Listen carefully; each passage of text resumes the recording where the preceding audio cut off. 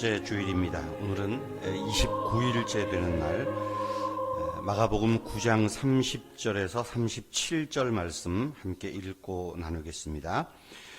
그곳을 떠나 갈릴리 가운데로 지날새 예수께서 아무에게도 알리고자 아니하시니 이는 제자들을 가르치시며 또 인자가 사람들의 손에 넘겨져 죽임을 당하고 죽은 지 3일 만에 살아나리라는 것을 말씀하셨기 때문이라.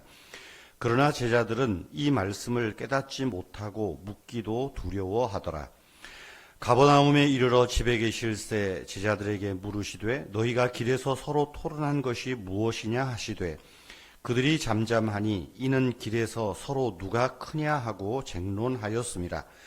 예수께서 앉으사 12 제자를 불러서 이르시되 누구든지 첫째가 되고자 하면 뭇사람의 끝이 되며 뭇사람을 섬기는 자가 되어야 하리라 하시고 어린아이 하나를 데려다가 그들 가운데 세우시고 안으시며 제자들에게 이르시되 누구든지 내 이름으로 이런 어린아이 하나를 영접하면 곧 나를 영접함이요 누구든지 나를 영접하면 나를 영접함이 아니요 나를 보내신 이를 영접함이니라.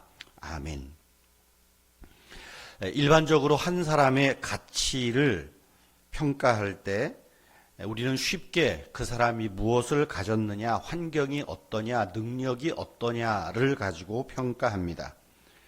하지만 한 사람의 진정한 가치는 어떤 환경이나 능력이 아니라 어떻게 살았느냐에 달려 있습니다.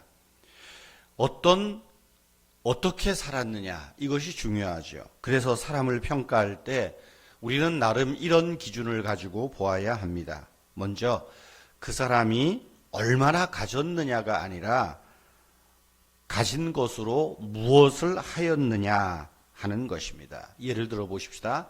칼을 어떻습니까? 강도는 그 칼로 지나가는 사람을 협박하고 때로는 죽이기도 합니다.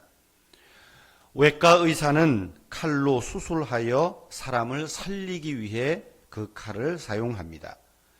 요리사는 맛있는 음식을 조리하기 위해서 칼을 사용합니다. 아무리 좋은 칼, 비싼 칼이라 할지라도 어떻게 쓰느냐에 따라 그 칼의 가치가 결정되는 것 아닙니까? 지혜로운 사람은 가진 조건과 처한 상황을 자랑하거나 자만하지 않고 상대적으로 갖지 못한 사람들이 할 수 없는 일을 찾아서 합니다. 또 좋지 못한 상황과 조건을 가지고 있더라도 낙심하지 않고 어떻게 최상의 것으로 만들어 갈 것이냐에 온 마음을 씁니다. 두 번째로 사람을 평가할 때 어떤 기준이 있을까요? 현재 그 사람이 무엇을 하고 있느냐가 아니라 어떤 사람이냐는 겁니다. 마약 거래나 폭력으로 돈을 모은 사람이 지금 자선 사업을 크게 한다. 좋게 평가하지 않습니다. 위선이라고 말합니다. 왜냐하면 그 사람의 일이 아니라 사람의 됨됨이를 먼저 보고 평가하려 하기 때문입니다. 속사람이 아름다워야 하는 이유입니다. 우리는 각자가 다양한 환경과 조건에 처해 있습니다.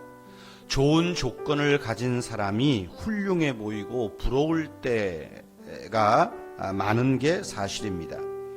그래서 우리는 이런 조건을 가져보려고 돈을 벌고 지식을 소유하려고 합니다. 하지만 많은 소유와 좋은 조건 때문에도 비참한 인생을 사는 사람이 있습니다. 반대로 어렵고 악조건 속에 있었지만 아름다운 인생을 사는 사람들도 있습니다. 무엇을 가지고 있느냐 하는 것에서 내가 가진 것으로 어떻게 최선을 다했느냐, 어떤 마음 중심을 가지고 있느냐, 그것이 지혜로운 사람인 것입니다. 예수님은 당신을 믿고 따르는 제자들에게 어떤 사람이 되어야 하며 무엇을 해야 하는지 오늘 성경은 말합니다.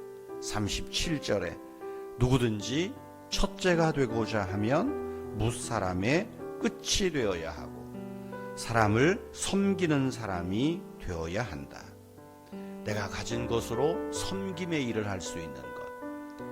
우리는 내가 첫째가 되고자 하는 그 욕망이 아니라 누군가를 섬기는 그 행위로, 섬기는 그 자세로 하나님과 사람들 앞에서 평가받는 복된 삶이 되면 좋겠습니다. 기도하겠습니다. 이 땅에 오신 주 예수 그리스도여, 주님은 인류를 구원하기 위하여 세상의 풍요와 안일만을 생각하지 않으셨습니다. 주님의 모든 시간을 자기 부정과 사랑의 행위들로 가득 채우셨습니다.